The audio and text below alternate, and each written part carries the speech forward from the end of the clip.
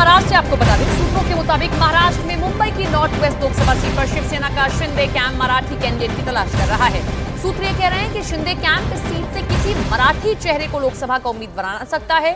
सूत्रों का दावा है कि पहले इस सीट पर अभिनेता गोविंदा को टिकट देने की बात चल रही थी, लेकिन इस सीट पर मराठी वोट बैंक ज्यादा होने के कारण शिंदे कैंप यहां से मराठी कैंडिडेट उतार सकता है। हमारे सूत्र इस बात को भी दावा कर रहे हैं कि इस सीट पर उद्धव गुट से शिंदे कैंप में आए विधायक रविंद्र वाइकर को भी टिकट दिया सकता है। और इसके साथ ही जानकारी यह भी कि इस सीट पर शिंदे कैंप किसी मराठी कलाकार को भी टिकट दे सकता है।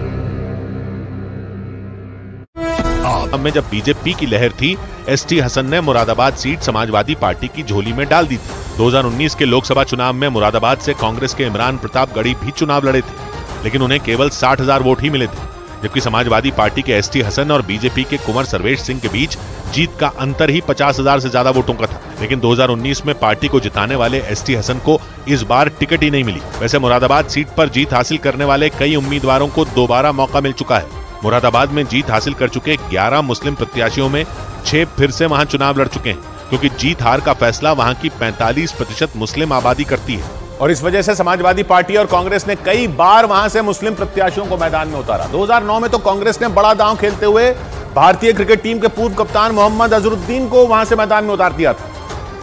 और अजहरुद्दीन ने मुरादाबाद सीट अपने नाम कर ली थी। अजहरुद्दीन पर सन 2000 में मैच फिक्सिंग का आरोप लगा था और उनके क्रिकेट खेलने पर बैन लग गया था। इसके बाद अजहरुद्दीन ने 12 साल तक कानूनी लड़ाई लड़ी थी और अजहरुद्दीन पर लगा बैन हट गया था, लेकिन उन्होंने क्रिकेट की पारी छोड़कर सियासी पारी का आगाज किया और 2009 में यूपी की मुरादाबाद सीट से चुनाव जीता था। लेकिन उनका सियासी करियर भी विवादों में रहा, क्योंकि उन्होंने 5 सालों में सदन की केवल 2 बहसों में हिस्सा लिया था और सिर्फ 5 सवाल पूछे थे, और इसकी वजह से वो विरोधियों के निशाने पर आ गए थे। लेकिन कांग्रेस ने 2014 में एक बार फिर अजहरुद्दीन को टिकट दी, लेकिन इस बार उनकी सीट बदल दी गई। उन्हें राजस्थान के टोंक से प्रत्याशी बनाया गया था, लेकिन 2014 का चुनाव वो हार गए थे। इसके बाद 2019 में अजहरुद्दीन को चुनाव लड़ने का मौका ही नहीं दिया गया था। उधर सुप्रीम कोर्ट ने चुनाव आयोग और केंद्र सरकार से ईवीएम के वोटों की गिनती का वीवीपैट की पर्चियों से मिलान करवाने पर जवाब मांगा। सुप्रीम कोर्ट में याचिका दाखिल कर ईवीएम के वोटों की गिनती का वीवीपैट मशीन की पर्चियों से मिलान कराने की मांग की गई है।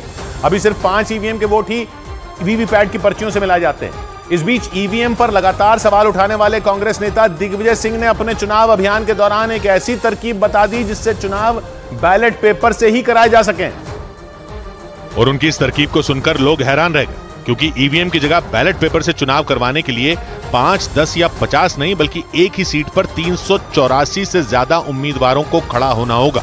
दिग्विजय सिंह 33 साल बाद अपने गृह क्षेत्र मध्य प्रदेश की राजगढ़ सीट से चुनाव लड़ रहे हैं। 2 दिन पहले उन्होंने राजगढ़ संसदीय क्षेत्र में वादा निभाओ पदयात्रा शुरू की। इस दौरान उन्होंने आगर मालवा जिले में इसी फॉर्मूले को जनता के सामने रखा और राजगढ़ सीट पर करीब 400 लोगों से नामांकन दाखिल करने की अपील की। मैंने तो सुझाव दिया, अगर खड़े हो जाते तो ठीक है।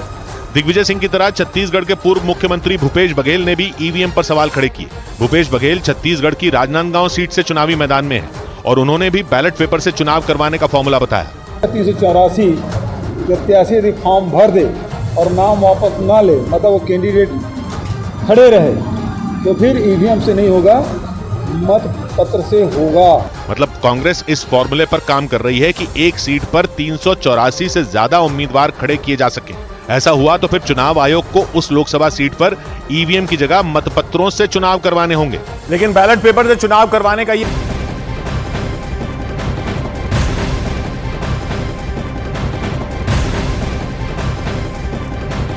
और चलिए बुलेटिन की शुरुआत करते हैं। विस्तार से खबरें आपको दिखाते हैं और सबसे पहले बात सीएम अरविंद केजरीवाल की, क्योंकि अपनी गिरफ्तारी के खिलाफ दिल्ली के सीएम अरविंद केजरीवाल ने कोर्ट में याचिका दाखिल कर दी है।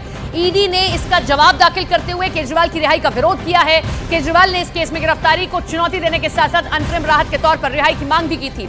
मामले में आज दिल्ली हाई कोर्ट में सुनवाई हुई। पिछली सुनवाई में कोर्ट ने ईडी को 2 अप्रैल तक का समय दिया था कि आप अपना जवाब दाखिल करिए। जब अरविंद केजरीवाल अपने लिए रिहाई मांग रहे हैं तो ईडी का क्या स्टैंड है। हालांकि ईडी की ओर से कई दावे किए गए। ईडी की ओर से इस बात को कहा गया कि जो पैसा आया था इस पूरी नीति से, उसको गोवा में खपाया गया, उसको गोवा के चुनाव में लगाया गया। 45 करोड़ रुपए कैश वहां लगाया गया। ये सारी बातें ईडी की ओर से रखी गई हैं। हम ग्राफिक्स भी आपको दिखाएंगे और ग्राफिक्स के जरिए भी आपको बताएंगे कि ईडी आखिर क्या दावे कर रहा है। तो मैं यहाँ कुछ ग्राफिक्स आपके सामने रखती हूँ और इस वॉल के जरिए ग्राफिक्स हम आपको दिखाते हैं कि ईडी क्या दावे कर रहा है।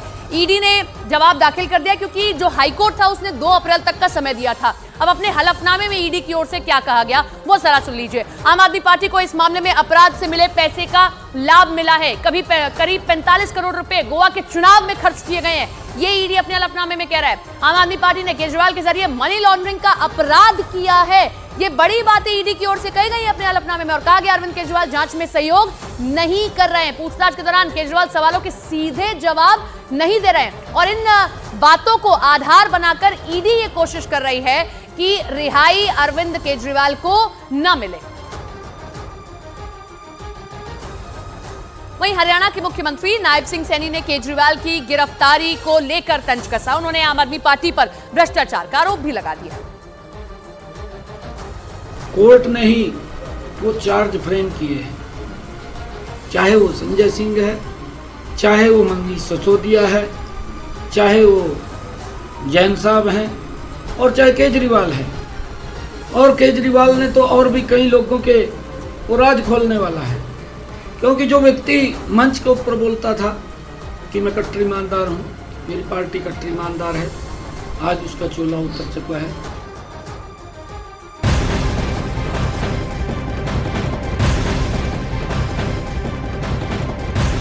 और इस बीच दिल्ली में आम आदमी पार्टी पार्षदों ने अरविंद केजरीवाल की पत्नी स्मिता केजरीवाल से मुलाकात की मुख्यमंत्री आवास पर और कहा कि देखिए किसी भी सूरत हाल में अरविंद केजरीवाल अपने मुख्यमंत्री पद से इस्तीफा न दें, जेल से रहकर ही वो अपनी सरकार चलाएं। हम उनके साथ खड़े हुए हैं। हम चाहते हैं कि अरविंद केजरीवाल ही दिल्ली की सरकार को चलाएं, भले ही वो जेल में हैं, लेकिन जेल में ही रहकर अरविंद केजरीवाल मुखिया भी बने रहें और वही सरकार भी चलाएं दिल्ली की। ये मांग की गई दिल्ली के आम आदमी पार्टी के पार्षदों की ओर से।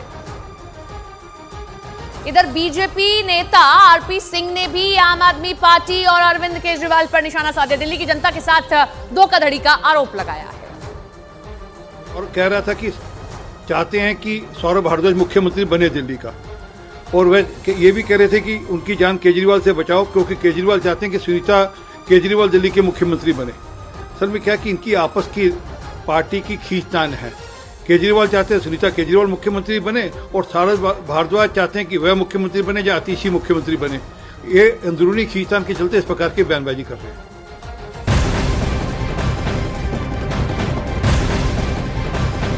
और ईडी के जवाब पर आम आदमी पार्टी का बयान सामने आया। आम आदमी पार्टी ने कहा कि ईडी बस झूठ बोलती है। सुप्रीम कोर्ट ने कहा कि कोई